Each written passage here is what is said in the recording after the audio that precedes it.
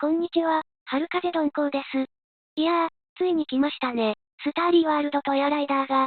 嬉しさのあまり大発狂して、親に怒られました。夜だからしょうがないか。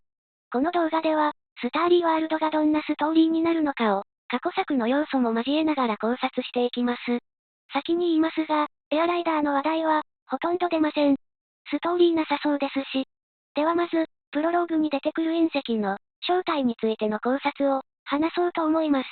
形状的には完全にジャマハートですよね。これ、忍耐見ている時点で似ていると気づきました。噴出しているオーラの色も相まって、スターラのプロローグにそっくりですよこのシーン。ここで気になるのがハイネスと新世界人の関係性。かつて友であった奴らが新世界人なんじゃないかという考察は、昔からちらほら見てきました。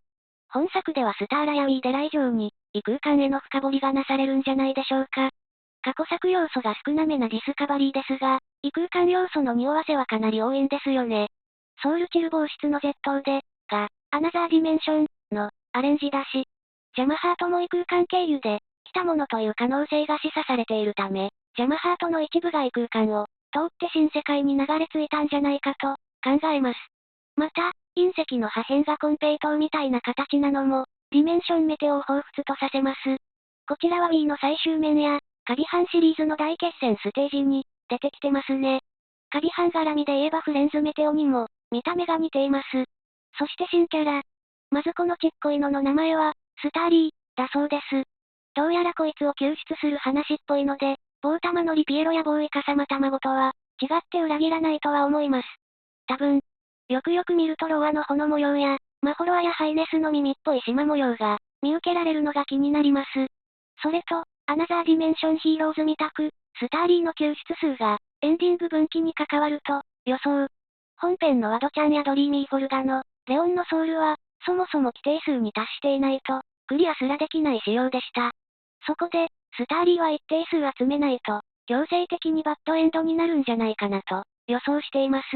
さすがに数字シリーズのように、コンプまでは求められないと、思いますが。